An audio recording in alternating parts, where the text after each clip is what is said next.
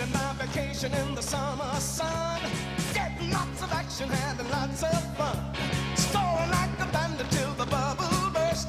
Suddenly it got to be September 1st. Whoa, it's me. All summer long I was happy and free. Hero and this or villain, as you are a healer, you want to get in there and fight because your punching and your attacks actually fuel your ability to heal. So you want to get in there and do the damage, be right in the middle of it. And of course, remember, you can switch as need be. So if there's a particular tough boss, maybe you have to switch back to your role to take it on, or maybe you pour on the damage by all shifting into that mode. So it gives you a lot of tactical choices in a game. The roles are very fluid as you're going through the content. Right, so that's 1/3 of your choices for combat, because remember, the combinations are what DC Universe is all about, you making your own custom hero or villain. So here, let's talk about your movement. You might think that this is the way you just get around the city. That's true, but it's also how you fight people in combat as well. So your movement mode plays a huge part in it. Speedsters are going to be really kind of traversing the battlefield really quickly. They have special combat maneuvers that allow them to do quick whirlwinds around people, or really close on somebody or get away from them really fast.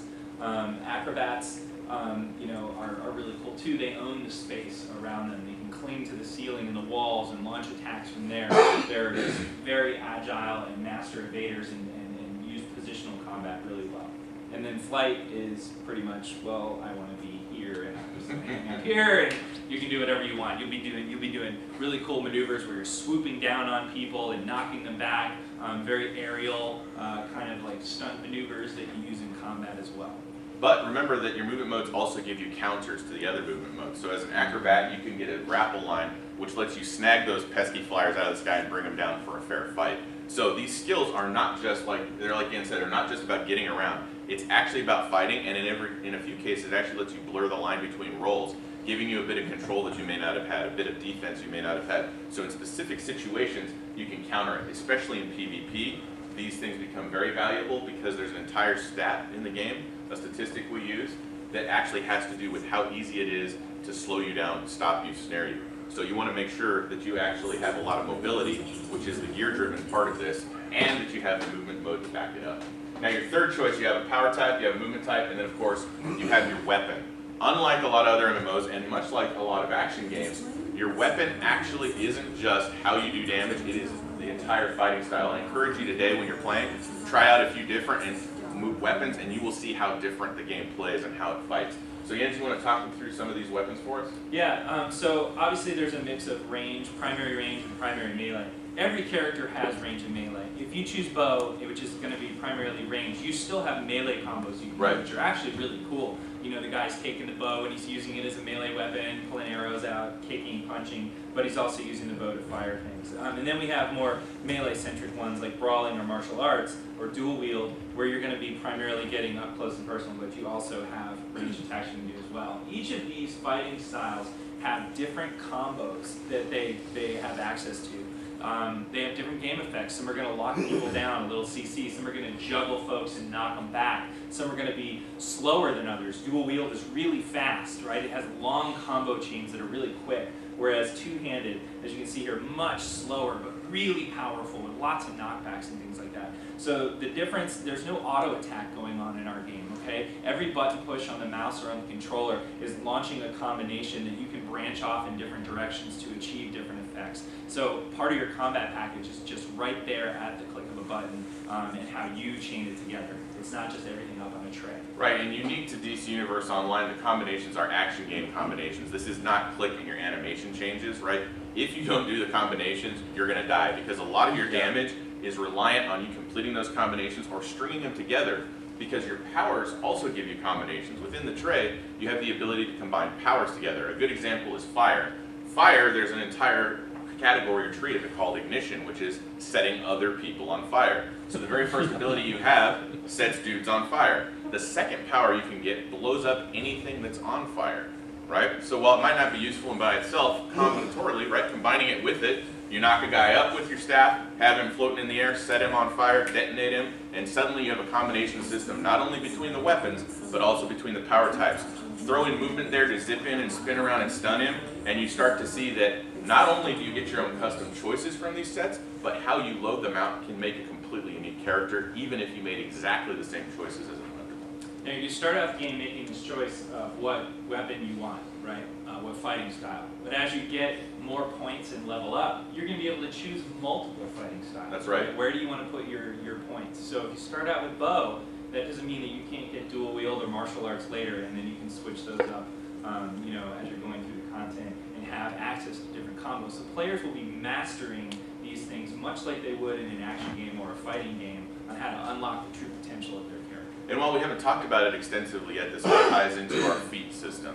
Our feat system is a lot like a trophy or an achievement system where there's various things you can do in the game, everything from collecting pieces of gear, to exploring, to defeating bosses under certain conditions.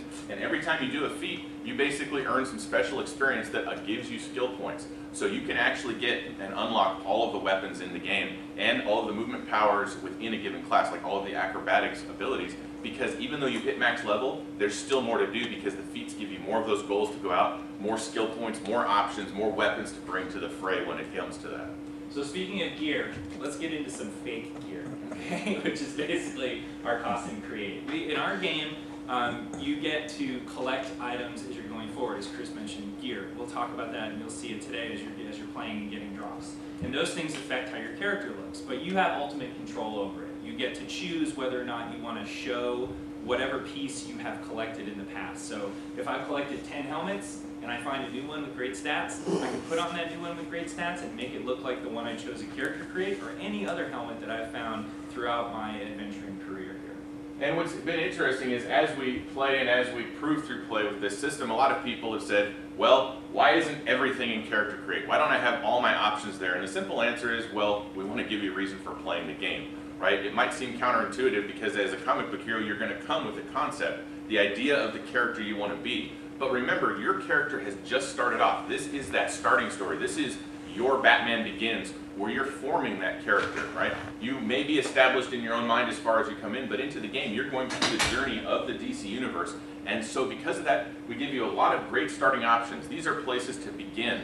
But all the loot drops that you're going to get in the game add to that. And remember, you can keep the style of any piece of loot you ever collect, so you continue to show how cool you are and how great you are because of the accomplishments you've done in the game, and that's reflected by your appearance. The goal ultimately is when you hit level 30, you've made that journey, you've now joined the ranks of the Justice League or the Society, you're someone, you matter, right? The next legend is you, and your gear reflects that. You can't be the next legend at character create, but you can be once you've actually accomplished it in the game, right, and shown what you can do. Perhaps I should have chosen a guy with hair. Some of these are interesting without hair.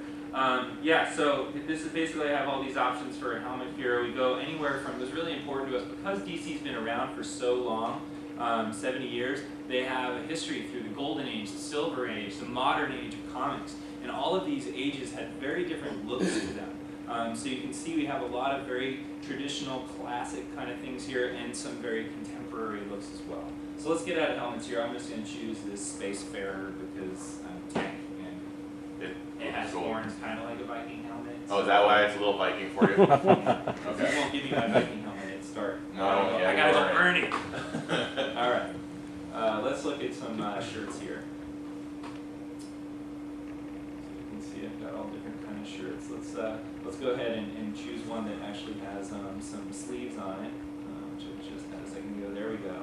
And if I actually go over to my body, I can choose the skin stuff that we have here too. So let's say I wanted to be chrome, or I wanted to be crystalline in some way. Maybe I want to be a cyborg and have some metal parts all over me, and demonic stuff here. A lot of different options that I can do. Lava's pretty cool, so I'm going to go ahead and do that. Choose that, and now you can see under my skin here where my sleeve is showing and my neck and stuff, I've got the cool skin texture. And there's the hair that you were missing. Yeah, maybe I'm going to overcompensate and go with the afro. Wait, you gotta go back, that was too quick. I know, well, I have to take my helmet off. Change my helmet here and see what that looks like. Yeah! Blue-Line Crusader it is. Marketing is loving us right now. Not true. No. Afro Lava Samurai, that's fair. Okay, let's go down and take a look at some of the, actually I'm going to choose a helmet that you can see the face on, so that, there you go, something like that there. Alright, so we'll go with that one. let's go down to the back slot, so I can have all kinds of different options for capes and things like that. Maybe a backpack or a quiver. So I'm a bow guy. I think I might go with that quiver. Yeah, that's cool. So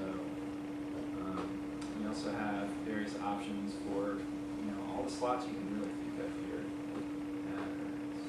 There's dozens and dozens of options per any given slot to start. But we want to make sure to give you a good thing to start off with. You have your powers from the exabytes, you're going to get in the game. You feel like a hero or villain, but there's a lot of room to grow. There's a lot of places to go. And we'll also be showing off the iconic battle suits, which are the ultimate end of this sort of gear chase where you're going to try to make your character.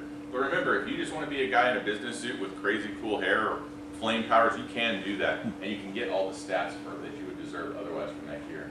Austrian shirt. Oh, where did it go? You lost your... Schoolyard. There you go, little Yeah. vest and boots, yeah.